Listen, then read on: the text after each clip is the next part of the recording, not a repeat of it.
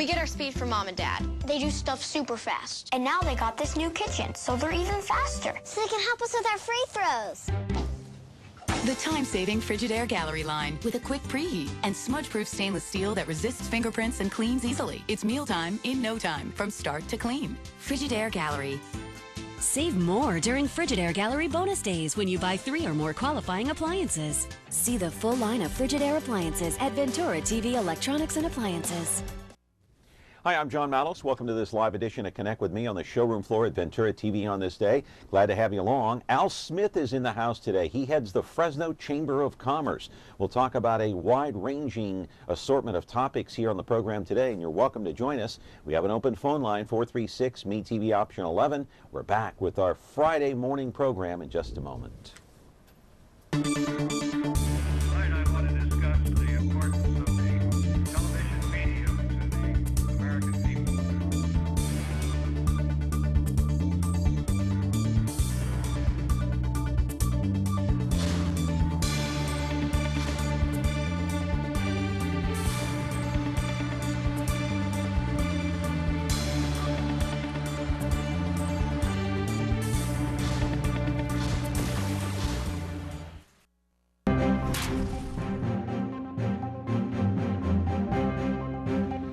Welcome back to the program. Boy, the week has gone by fast. The weekend is upon us already. First thing you know, Christmas will be here, December the 25th, not too far away. So today, a packed program here. We've got Al Smith from the Chamber. I do want to mention, though, first of all, that our program today is sponsored by Turf Medics.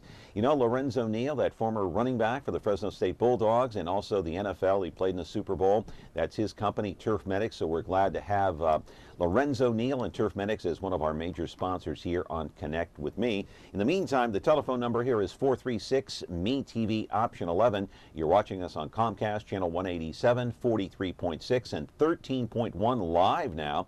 And on the replay, you can catch us later on in the day at 2 o'clock in the afternoon. There it is, 13.6, and 8 o'clock tonight on 13.5 on Biz TV. And by the way, this program will be posted on YouTube in a couple of days, so you'll be able to watch it at that particular time or any time of day or night of your choosing. Anyway, today's topic, we're going to talk about a lot of things here with Al Smith today, but one of the first things I do want to talk about is crime in Fresno. I know he's not the police chief, he's not in law enforcement, but he is a major figurehead representative of the city of Fresno and the Central Valley. He has been for quite some time. Chief Jerry Dyer held a news conference at the Fresno Memorial Auditorium the other day. He had 125 officers there, members of the media. He himself said he is absolutely just simply fed up with the crime and the gang violence in this town. 29 shootings in all in the last 3 weeks, including that of an innocent 16-year-old girl who was hit by a stray bullet. Here's Jerry Dyer. This past Sunday at 1:30 in the morning, we had a shooting that occurred at 625 North College involving Bulldog Gang, and a 16-year-old girl, an innocent 16-year-old girl, was shot in the head by a stray round. That girl is laying in the hospital right now in critical condition. May or may not survive. And if she does survive, she's going to be paralyzed for the rest of her life.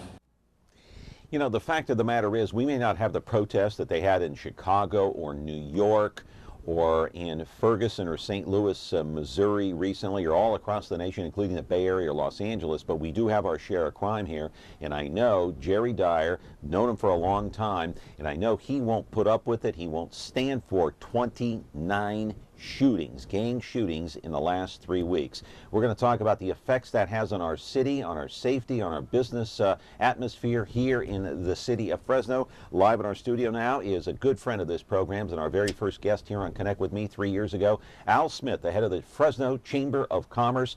436-ME-TV option 11. Do call in. We're here for the next 57 minutes or so to take your phone calls. And also a reminder, make sure and call our friends over there at Turf Medics, Lorenzo Neal. You know, he's got that product where he can spray your lawn, make it look green. Even in the summer, if you don't have to water your lawn, it looks like the 16th green at the Masters or the U.S. Open. Back with our program with Al Smith in just a moment. As a pro athlete, I played on green grass my entire career and was stunned to find a product that could make my home look as good as the turf I've grown to love. Turfmetics is a revolutionary new turf coloring system designed to reduce watering and mowing. Call 1-888-936-0444 or visit the website at www.turfmetics.com to learn more about Turfmetics by ProTurf, the real experts in real green grass. Hey, you know, the best thing about that Turfmetics product I was just mentioning to Al is the fact that it's non-toxic. It'll, you know, make your grass look green. It'll make it look like the fairway at Pebble Beach. It's a great product, so go out there and check it out. Al Smith is here. Good to see you, my friend. Always a pleasure, How are sir. you? We should have you on more often. You're the first I'm guest getting here. a little of what everybody else is getting around this town, which is this little raspy voice thing. So I know. I had a little coughing spell and actually an attack on the air here, just on the air, a couple of days It's ago. live TV. I know, during the monologue of all times to have it.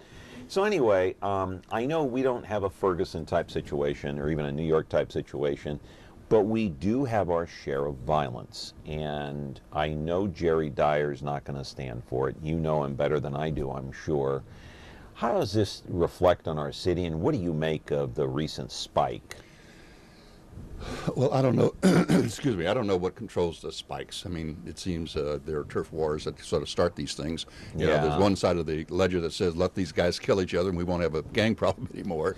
I'm not sure that's the most humane way to go about it, but the other side is that how you get control of it and what control you can have of that within the guidelines of freedom is always a touchy subject. And this whole debate about police overacting and stuff like that is going to probably stay around for a while, unfortunately. But the bigger problem is if he is as aggressive as he says he wants to be, and I think we all would applaud that, once he picks them up, once he throws them into the jail, who do you let out of the jail? And, you know, what's going to happen is the less violent people are going to be the ones let out because there's just no room for it. I mean, the jail problem continues to be an ongoing challenge for our community. So I think what you'll see is, you know, burglars and robberies and people of that nature being thrown back out on the street and these guys put in.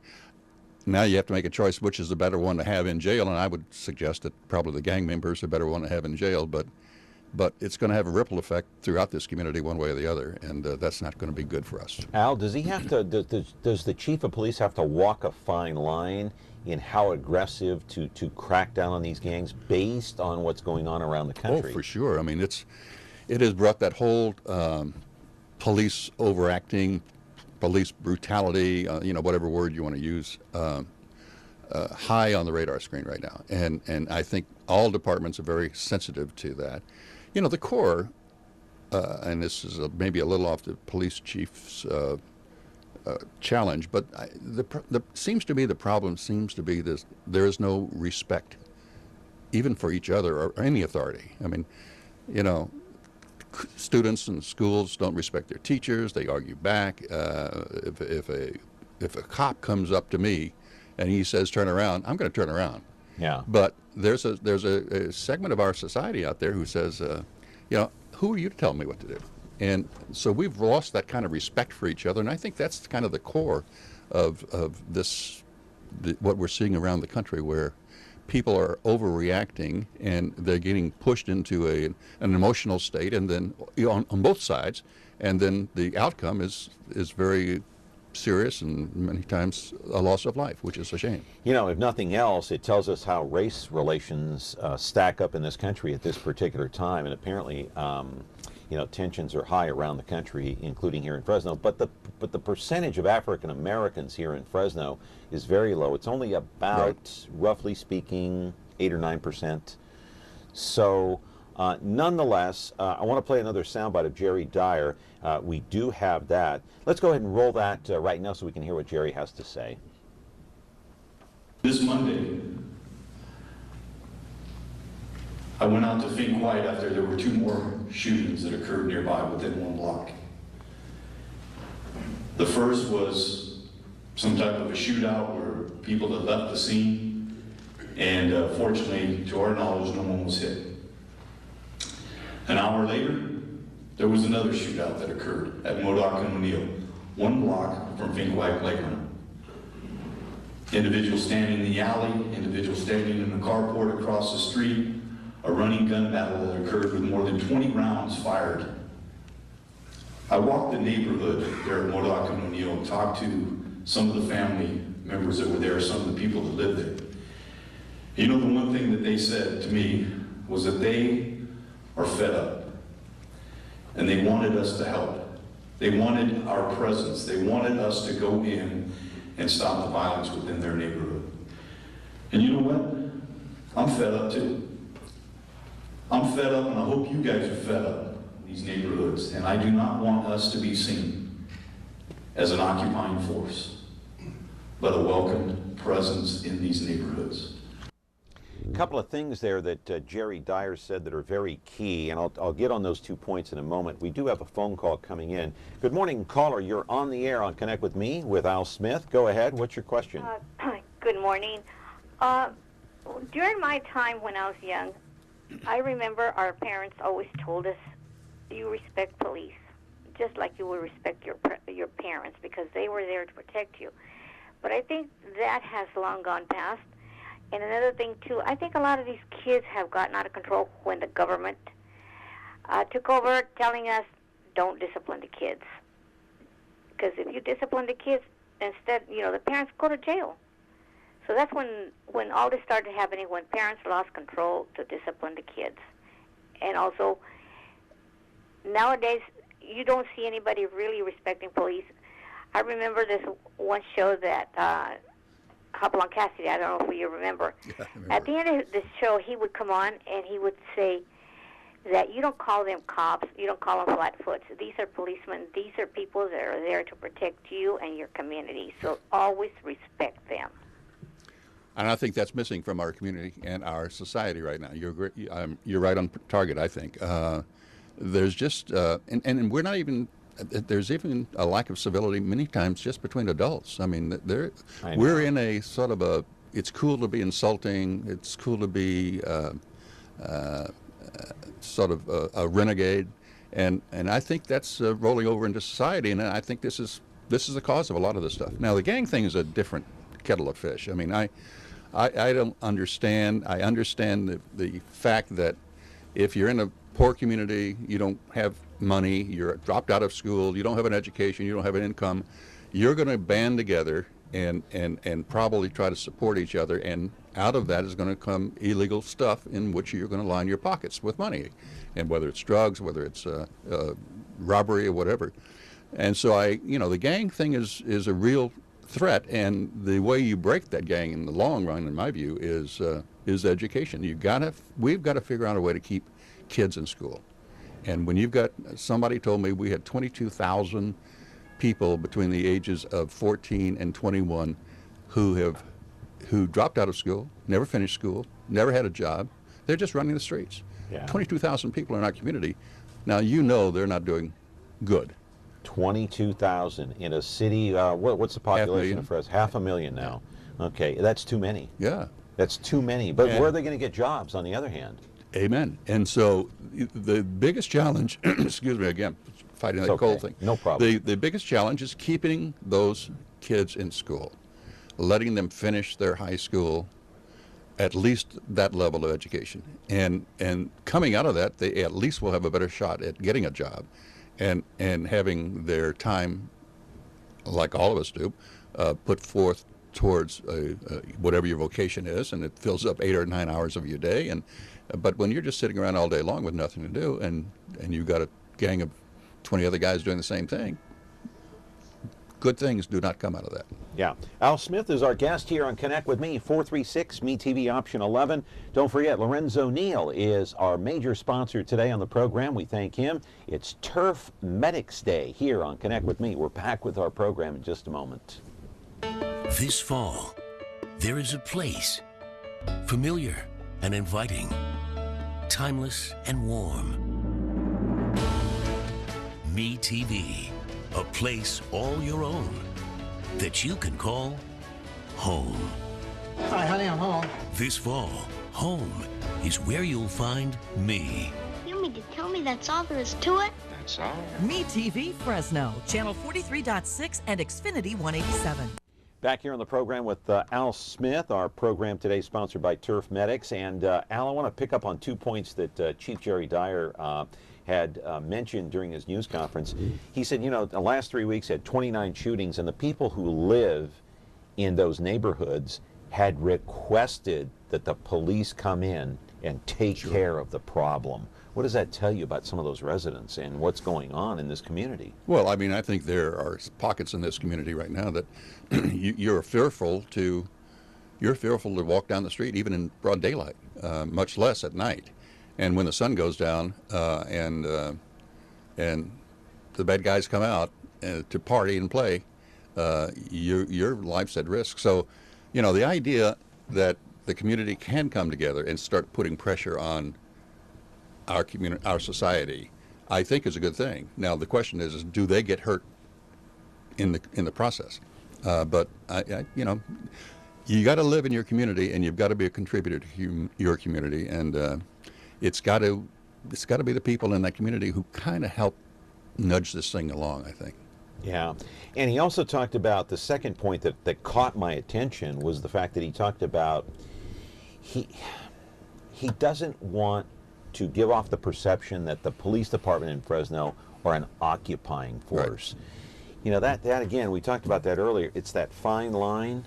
You know, you got to come out and be aggressive, but you don't want to be too much of an occupying force. Go ahead and pick up on that. We'll take this. Well, and it's really sensitive right now, particularly on the heels of Ferguson and New York and all the other things, because you know, if we had this conversation 4 months ago, and he had that, and his gang efforts in the past have been pretty aggressive, and you haven't heard anybody complaining about it. Everybody's applauded it. Yeah. Now, under this environment, which on the heels of these other incidents throughout our country, I can understand that he wants to walk that fine line, but on the other hand, you know, I think this community would applaud him for doing whatever he can within the purview of the law, and be successful in that effort. Yeah, and if anybody can do it, he can. Caller, are you there? Yes. Hi, go ahead. You're on the air. Well, in my opinion, our community leaders aren't using their brains. You get a whole bunch of poor children sitting around with nothing to do, no money to do anything. What are they going to do? You can't even go swimming for free around here. You know, you can't go to the river. You can't do anything. What are these kids supposed to do? They sit around, and they're all broke. They have nothing to do. They're all poor. Where are they going to go? They're going to hang out in gangs, and, okay, now we want some money because we want to go get something to eat or something. They're going to get it somehow. Now, if we give these kids something to do, then we're going to take a bigger bite out of the gang problem than having Jerry Dyer go down there and hang out in your neighborhood. Well, what would you suggest our leaders do? Well, one thing we need to do is, for instance, you try to go swimming anywhere on the river around here during the day. You cannot go without paying. A lot of people don't have money to pay. All these poor neighborhoods where there's a whole bunch of gangs, we need to have some sort of area for them to all go to with adult supervision, and for them to have something to spend their time on, not to sit in a garage with a bunch of stupid kids sitting there thinking about, well, what are we going to do to pacify ourselves? Well, it's kind of upsetting. I mean, we spent a whole bunch of money on all these police officers, and I mean, you hear almost as many police shootings as you hear gang shootings, and it's pretty upsetting to watch the news every day. You know, there are... I mean, there's a lot of options, and nobody has come out and done anything that's a positive. It's always a negative note. Well, we're going to punish them. Well, that doesn't seem to be doing the trick, because they get out of jail, they're back in the gang. I mean, I would challenge your comments a little bit, because there are a lot of programs in this community right now that are very successful. I mean, Chief Dyer was in front of the Boys and Girls Club. There are many organizations that are working on that. You're talking about having adult supervision for those kids swimming somewhere. Many of them don't even respect supervision. So there's a societal problem here more than a facilities problem, in my view. And I'm not sure just I mean, I go back to the really the basic solution to all of this, to me, is keep the kids in school, keep them occupied, let them have learn a profession, learn a job, and they will become productive citizens of the community. You there, caller? Okay, but I'm sorry. Go ahead.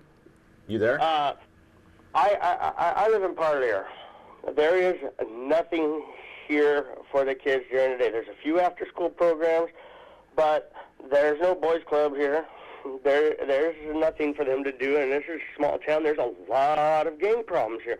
But I know that there's nothing for these kids to go do in this town. I've been around asking them.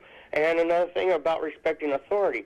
You know, there's a point where the government needs to quit tying adults' hands to control some of these kids. Some kids only respect a hard hand. Some kids don't have the ability to understand the future consequences of their actions, so they have to be stopped with force. And the younger you get it, the more that they're going to start respecting that authority. But you know, these kids grow up and they're juvenile delinquents, so they go to jail. They go to juvenile hall for such a minimal time. It's not on their record. It doesn't affect their future. What affects their future is they keep going back and doing it. You know, our jail systems have a lot of problems with. All right. People go in and come out, and they're worse than when they went in. They're not better. Okay. I appreciate the call very much. I'll let you react again before we go to break. Yeah, I mean, you know, I can't speak to what's going on in some of the small towns, but I grew up in small towns. You grew up in small towns. My kids grew up on a ranch. You know, when we were in the city, they were playing games and they were out on the street and they're playing baseball. When we were out in the country, they're going into the woods and digging panther holes, and they always find a way to keep themselves out of trouble and involved. So I'm not sure that a bigger city's got any more amenities than a small. Somehow, the leadership of those people need to make those kinds of facilities available. And you know, you can go get in the Kings River anytime you want to. You may not want to today, but I mean, if you wanted to go swimming, you can find a place to go swimming that don't cost you anything. Right. And I do want to react to the callers' comments after this break. Turf Medics is our sponsor here today. Lorenzo Neal and Company, of course, 436-MeTV option 11. If you want to chime in with a comment here, we're here for the next 39 minutes. Back in a moment. As a pro athlete, I played on green grass my entire career and was stunned to find a product that could make my home look as good as the turf I've grown to love. Turf Medics is a revolutionary new turf coloring system designed to reduce watering and mowing. Call 1-888-936-0444 or visit the website at www.turfmedics.com to learn more about Turf Medics. By Pro Turf, the real experts in real green grass. All right, Turf Medics, a good product to keep your grass green even when it's really, really dry out there in the summer. Al Smith is here. Got another call. Caller, you there? Go ahead. Yes, I am. Hi, I was just wondering if some of your callers, are they big brothers? I mean, you know, because what's the average age that a young man goes into a gang? You know, if you, and like the man's education, that's priority, education. Right. Even in the poor neighbors, education. But you got to catch these kids like in elementary school, 5th, 6th grade, because they're already starting to join in the gangs at that young age. You know, and everybody, you know, it's like they say, everybody wants to go to heaven, but nobody wants to die. You know, everybody's got to get involved. You know, too many people, they say, but you know what? The police being a force, they better be. I moved here from L.A., and they need to nip it in the bud and show a strong force if they're going to get a handle on it.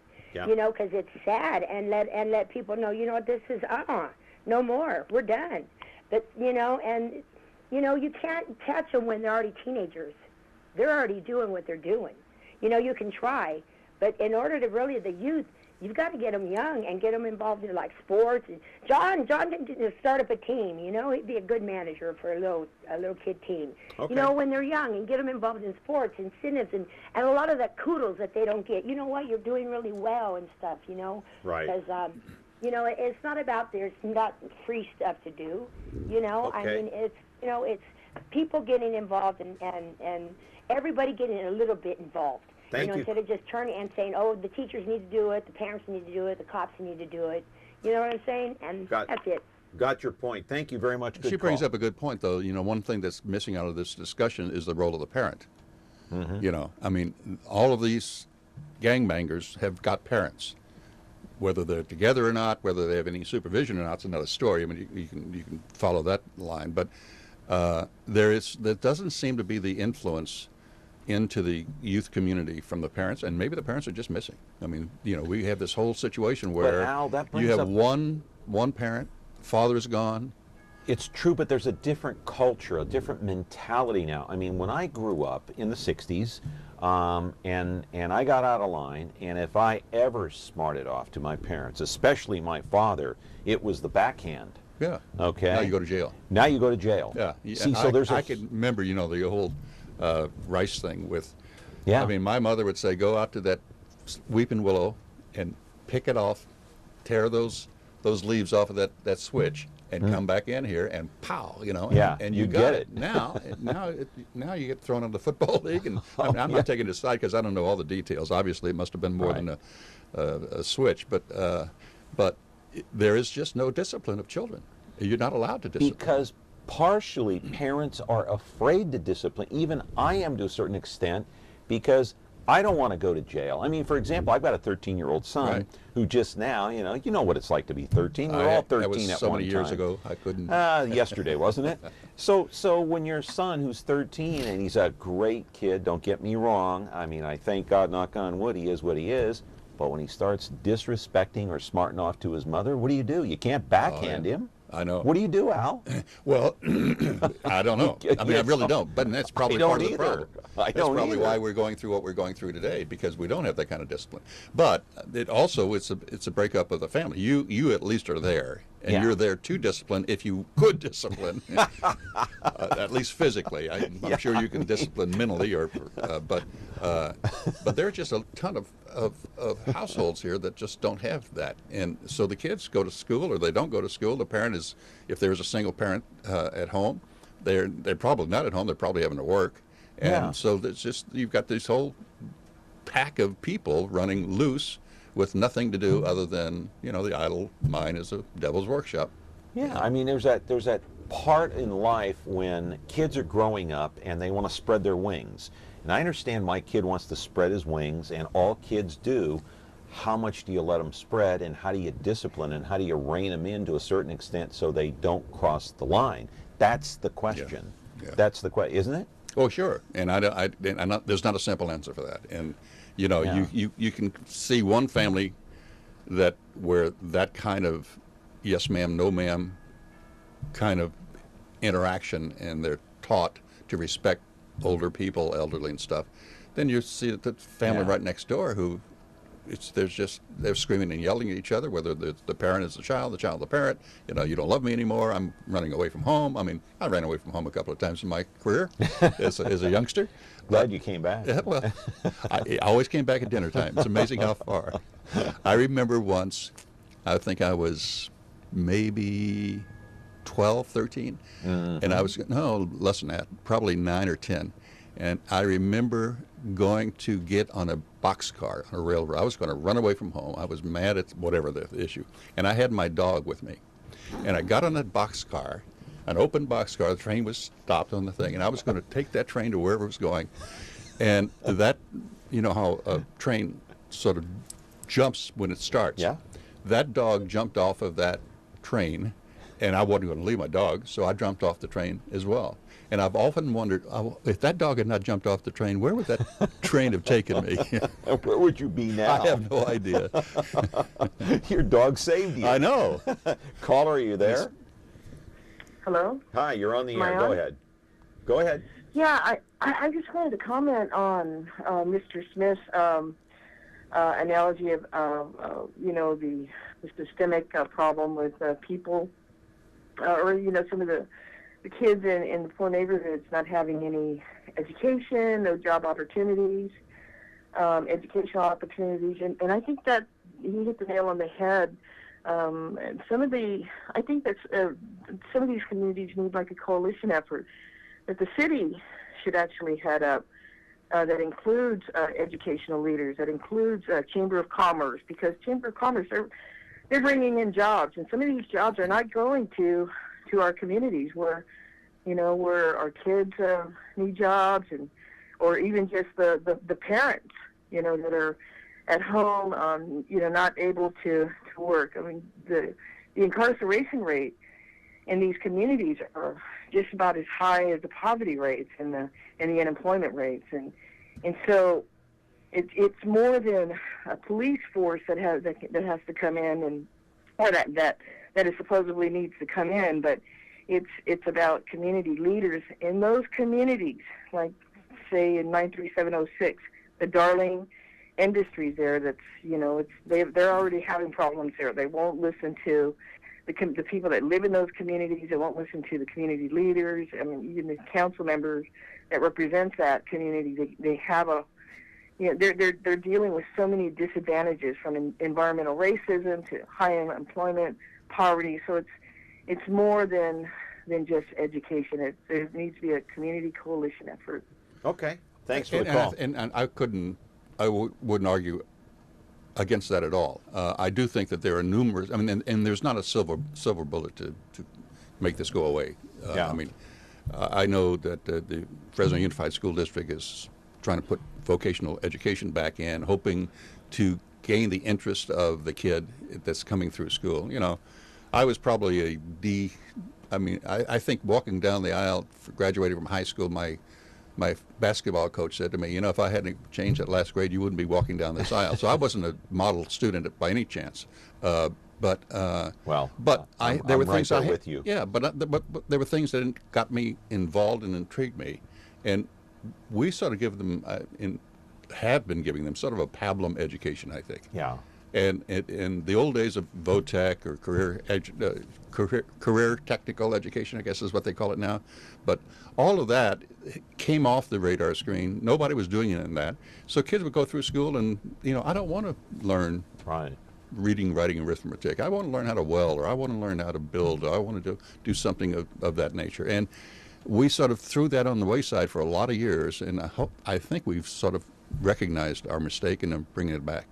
All right, Al Smith is here. He heads up the Fresno Chamber of Commerce. 436-ME-TV option 11 if you want to call in and offer up an opinion here. Hey, Turf Medics is our sponsor for the day here on Connect With Me, and our thanks to Lorenzo Neal for that. Back in just a moment. Attention all units. We have reports of 2 motorcycle cops protecting California's highways. That's for us, good buddy. The Men of Chips are on MeTV. Hi, I'm John Baker. I'm John Baker. It's Officer Baker. He's the blonde one. Hi there. Officer Poncherello, man. Frank Poncherello. Oh, I'm Frank Poncherello. And he's the one who's Eric Estrada. There's no way I wouldn't remember a name like that. Catch the blonde one and the one who's Eric Estrada on now Chips. On MeTV Fresno, Xfinity 187. As a pro athlete, I played on green grass my entire career and was stunned to find a product that could make my home look as good as the turf I've grown to love. Turf Medics is a revolutionary new turf coloring system designed to reduce watering and mowing. Call 1-888-936-0444 or visit the website at www.turfmedics.com to learn more about Turf Medics by Pro Turf, the real experts in real green grass.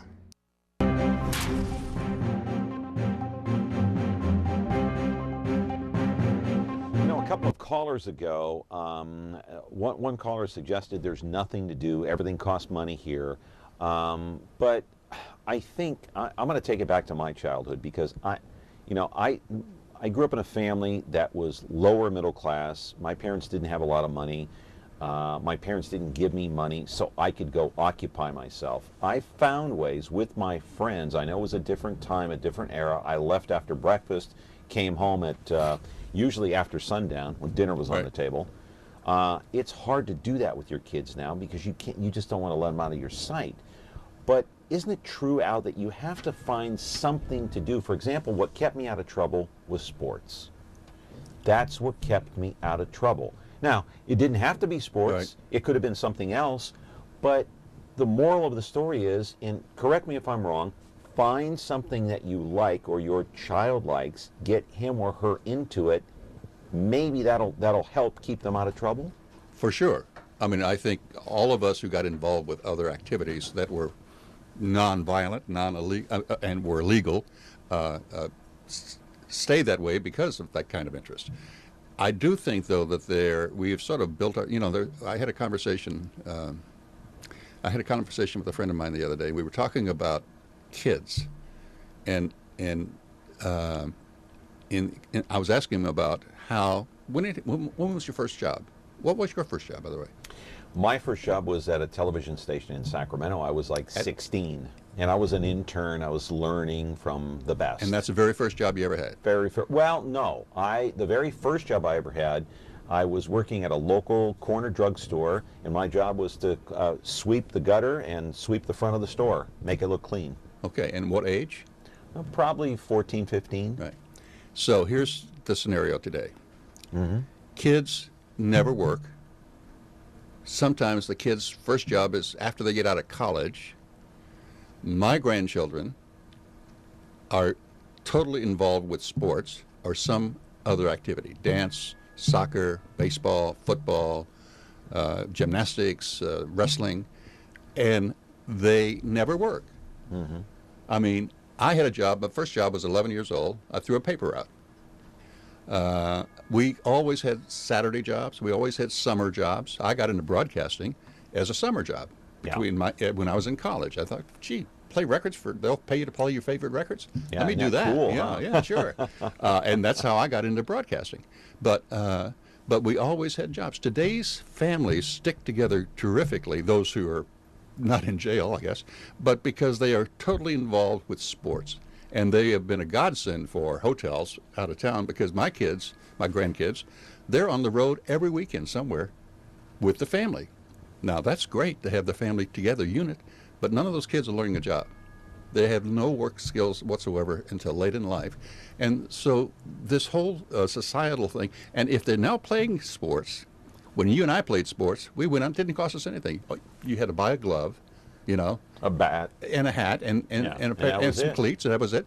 But today, just to go in, get into those programs, those kids have to bring hundreds of dollars in there, and the poor people in this community can't do that. When my son played Little League baseball just a couple of years ago, it cost me $1,000 on just equipment. Yeah, it's crazy. Equipment. It's absolutely crazy what we're demanding of them today. Right. And therefore, you're depriving a whole segment who can't afford that $1,000 from participating. And so then we say, now what's our problem here? Well, maybe that's part of the problem. Maybe we should lower that so that you can go out and get involved with sports for nothing. Right. You should be able to do that.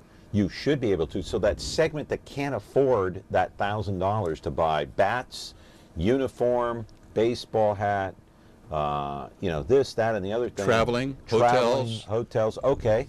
So what's that segment going to do? Well, that segment is there. They're doing that. What are those kids going to do, though, the ones that can't afford it? They're going to get in trouble. That's right. That's my point. That's our problem. Yeah. That's part of, and that's what that caller was talking about, right? Not having anything. 5 guys would get together and play baseball. Right. If it's just throwing it back and forth. It doesn't cost a thing. Yeah.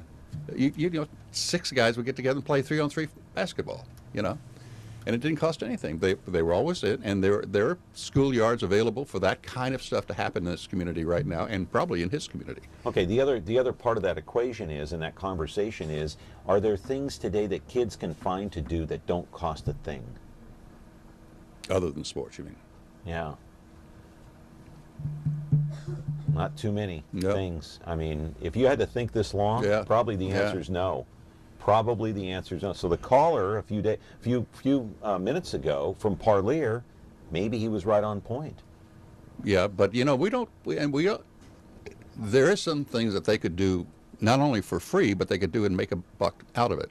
Yeah. Which is, let me fire my gardener and make my grandson cut the grass. I mean, it's a good idea. Yeah. I've always said the quickest way to stay healthy is get yourself a push mower, drop your health club membership, and just cut your grass with a push mower every week, and you'll have all the exercise you need, and it'll save you a lot of money. Good morning. You're on Connect with Me. Go ahead, caller. Yeah, hi. When I was young, my brothers and I, and we wanted to go to camp, and we came from the family that we couldn't afford it, we sold 32 cases of beer nuts to go. Yeah. The other kids who could afford to pay, they paid.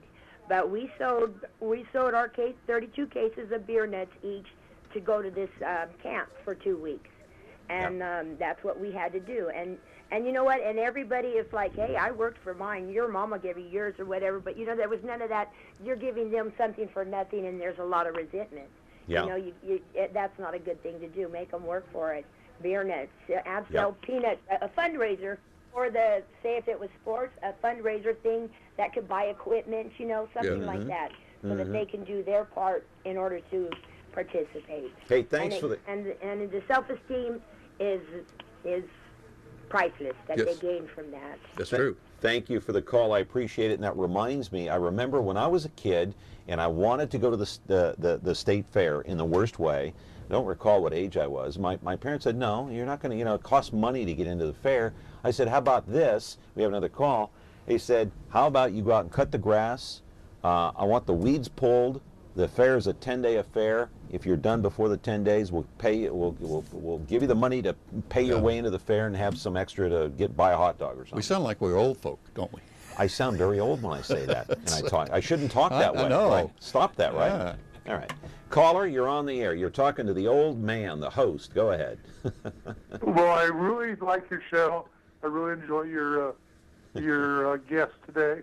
Thank you. This may be a change in subject slightly, but as a chamber, how do you sell Fresno when they're, let's say, bi-monthly, you read something in the paper or hear something on the news that it's the worst city to live in, the longest strip mall is Blackstone, you know, onward and onward with bad news. Do you see your job as bringing people in to start businesses or cultivating businesses that are existing, or both, or what? How do you go about your job? And I appreciate to hear the answer. Thanks for the question. Thanks for the opportunity to at least talk a little bit about that and about what the Chamber does. Most of the business development, bringing companies in, is the Economic Development Corporation, not ours. We usually deal with the companies that are already here. That's not to say that we don't work closely with those people. And to go back to the other part of your question, which is how do you get past the bad press, is that the press is there to stir it up. I mean, never let facts stand in the way of a good story is the old axiom out of most newsrooms. And so every city has got some of that. I mean, I came here voluntarily. I was in Southern California. I'm a Louisiana boy. I retired, got bored, went to work for the Chamber just when they lost their person. I could have gone back to Louisiana. I chose to stay here. I have family still back in Louisiana. You know, those of us who know this community know that there are certain quality of life issues that most other cities don't have. There's a friendliness about the people in this community that I think is unparalleled. How does the bad press and like we talked about today with the 29 shootings in 3 weeks, how does that affect business coming in here, and what's the Chamber's role to try to fix that perception that, hey, okay, yeah, we had a little spike in violence, but every community does. Right. Where does the Chamber fit into all this? Well, I don't know that there's a strategic piece that we do that, other than our job is to, first of all, we spend more and more time now on advocacy than any other thing. I mean, the business community is really being challenged. It's being killed by overregulation, by the state government particularly. Yeah. And it's very, very difficult to have a success in this community or in this state. And so we spend a lot of our time doing that. If I have to move, what was it, what was there was a oil company down in Bakersfield who just picked up and took their headquarters to Texas. I remember, I can't think of Occidental the company. Petroleum. It might have been Occidental. Yeah, one of the big ones, though. So, and so there's more and more of those people who are coming in. That's making it very difficult for the Economic Development Corporation or any of us who are in that community to try to convince people to come to a friendly state, because it's not friendly. Yeah. And the only way we do that is we have to change the politics in in Sacramento. All right, back in a moment here with Al Smith. He's our guest. He's the head of the chamber. About 15 minutes left. Turf Medics is the sponsor today, and Lorenzo Neal. 436 MeTV option 11. Continuing our conversation here on Connect with Me on a Friday morning. Frigidaire. It means the first refrigerator. It means a history of innovations that help make your home life better. And now we introduce the new Frigidaire French door refrigerator with over 100 ways to organize for maximum flexibility. Built with adjustable flip up and slide under shelving and stackable crisper drawers. It's the refrigerator that flexes to fit it all, no matter what your day will bring. Frigidaire, over 90 years of legendary innovation. See the full line of Frigidaire appliances at Ventura TV Electronics and Appliances. As a pro athlete, I played on green grass my entire career and was stunned to find a product that could make my home look as good as the turf I've grown to love. Turf Medics is a revolutionary new turf coloring system designed to reduce watering and mowing. Call 1-888-936-0444 or visit the website at www.turfmedics.com to learn more about Turf Medics by Pro Turf, the real experts in real green grass. Yeah, I did. Back here on the show on Connect with Me on MeTV Fresno, Marcus, our floor director, just said, I continue to bash my kids here on the set, and I'm not doing that. I love I'd take a bullet for my kids, both of them, and I love them so much. But they don't have the generation. I see it in my own kids. They don't have the drive and determination that you had, nor that I had, and we still have. You're on Connect with Me, at least you were. All right, call back, 436 MeTV option 11. Don't get me stirred up, Al, because I want to get you stirred up because, I was pretty lazy as a kid. No, you aren't. The things I was excited about, I weren't. Well, but I did that later in life. I know, but you couldn't have been lazy and lacking motivation. The turning point for here's two things that I remember coming up through school. First of all, I remember my school counselor in my senior year, I told you about the coach saying if I hadn't changed that last grade, you wouldn't be walking down this aisle in your cap and gown. But I remember somebody saying, you're going to flunk English, and you've got a half a year to get your grades right, or you're not going to graduate. Yeah. And so I changed the whole mindset, and I just gave about 10% more effort towards English, and I finished with an A. And I didn't realize that just little 10% effort made all the difference in the world. And from that day, I've always remembered that little effort is the thing that makes you go from ordinary to extraordinary. And it doesn't have to take much. Yeah, we think it's a game changer. Kids today, look, my attitude was, if I didn't know how to do it, put your head down, complete the job or do the job to the best of your ability, and if you make mistakes, that's how you learn. Well, the mistake part I believe in, and I made those. Okay, and I learned. Me too. Maybe that's where all my knowledge came from, the amount of mistakes. I've made my share, more than I'm willing to admit. Good morning, you're on Connect with Me. How are you? Caller, go ahead, you're on the air. Yes. Yeah, question real quick. I think that the problem lies in the family, okay? And then in the environment we have here in California, like he was saying, is a lot of businesses try to stay away here because they tax high here, so they rather go to Texas, and this and that, and stay away from California because it's hard for a business to come in without the incentives to make it go for 5 years, knowing that they're going to pay high taxes. Right. It's the same thing with the income tax bracket here. Now, when John and I and the gentleman there were growing up, I know I'm considered poor by many standards, but when I instilled my three kids, and I was real fortunate to have them all graduated, from college. I'm 65, but I was one, like I say, between my brothers, I was kind of the dumb one, but I instilled the thing that I learned from a lot of Caucasians, and I'm not afraid to say that because I'm a Hispanic. Their values were a lot different than a lot of Hispanics because they had to work two jobs like everybody else, okay? But they did not give them the opportunity to better themselves, okay, in the long run, okay? Yeah. So a lot of businesses here are afraid to come in, okay, Fresno included and other places. I live in a rural, small town. And it's still, to this present day, it's divided like, you know, the rich, the poor, and the in between. And, it's a shame. All right. I won't name the town. Okay. Because it's my town. But the thing is that they don't understand. City council like Fresno should get involved in a lot of the issues that we have in Fresno. Right. Fresno's a great town. Yeah. All right. It was a great town 30, 40 years. Got to let you go. Just running short on time here. I apologize. Didn't mean to cut you off there, caller. But so the question is, like the caller asked, are businesses coming in or are businesses leaving Fresno?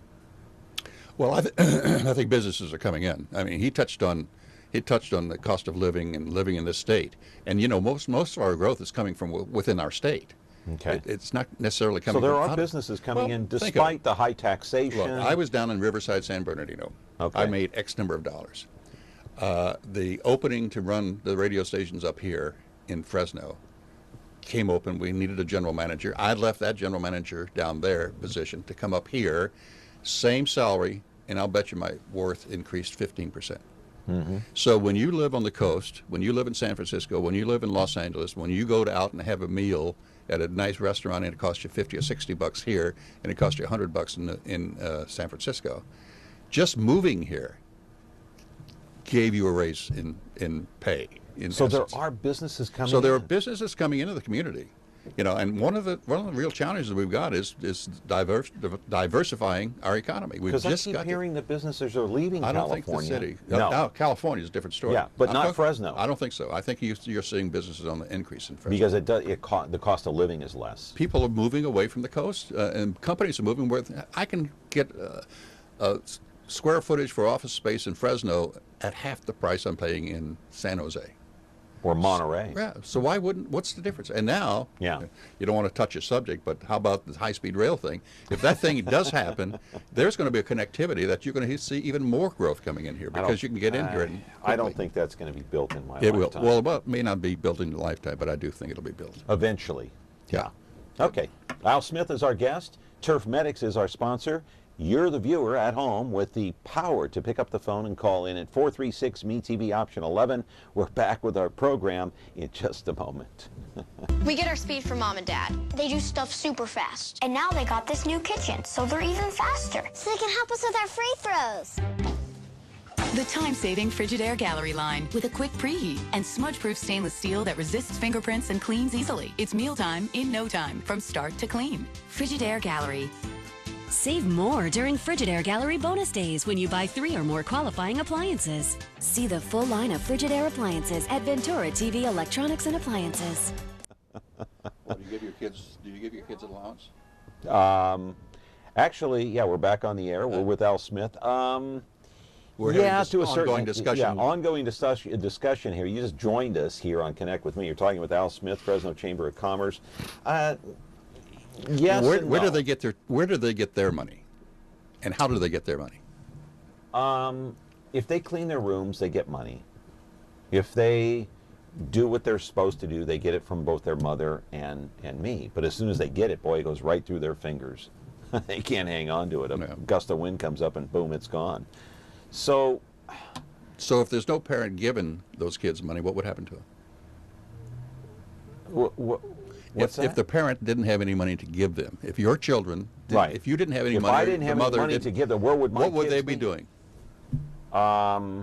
Maybe they'd be getting in trouble. Yeah. With a gang, with drugs, with kids that are. So when we talk about the generational thing, this seems to me that the difference seems to be when you're saying about, your kids didn't have the same drive I had, and I don't remember having a great drive when I was growing up. Really? Oh yeah. I mean, what I was passionate about, I love to do. But see, I was passionate about sports. I love sports. That's what kept me out of trouble. But then when I was introduced to broadcasting, oh my God, then it became an obsession. I forgot about sports. Well, and I'm the same way. We go down a path, and all of a sudden there's a fork in the road, and we break one, and it's terrific. I was the same way. I mean, I thought I was going to be a music teacher. Yeah. And that's where I was going to school, and all of a sudden I fell into a summer job in broadcasting, fell in love with it, dropped out of school, didn't finish college, and stayed in broadcasting for 47 years. Yeah, see, so like me, broadcasting was like a drug for you. Yeah, well, and I think that's the same for a lot of folks and their professions. I mean, they really can.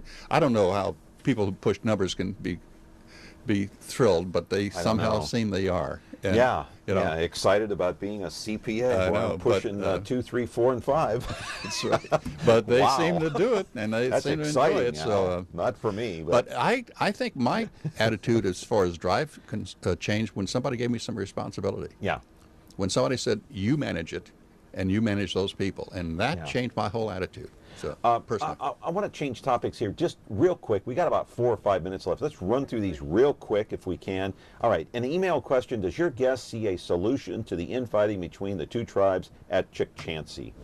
Or 3 tribes. Or 3 tribes. Or 4 tribes. Or 10 tribes. Who knows how many tribes they have over there now? Yeah. I don't The 2 know. main You're ones. talking about somebody shooting yourself in the foot. I mean, you know, every day that those guys don't get together and find a middle ground solution is just costing them tons of money. And, you know, people like Table Mountain, I'm sure, are thrilled because those gamblers are going somewhere and they're not going up there on Lucky Lane or whatever it's called. Hey, another topic. Let's put up on the screen, though. Talk about the water rates, because this is an issue again. Let's put those up on the screen right now. The original plan was, look on the screen there, that's the original plan pre-Doug Begum. You know who Doug Begum is, I do know that. Okay, so now go to the next plan. That's plan That's number... that's the current plan. That's the current plan, but then the next one, the first plan one was number a 4-year. 2, I think they adopted plan number 1. So...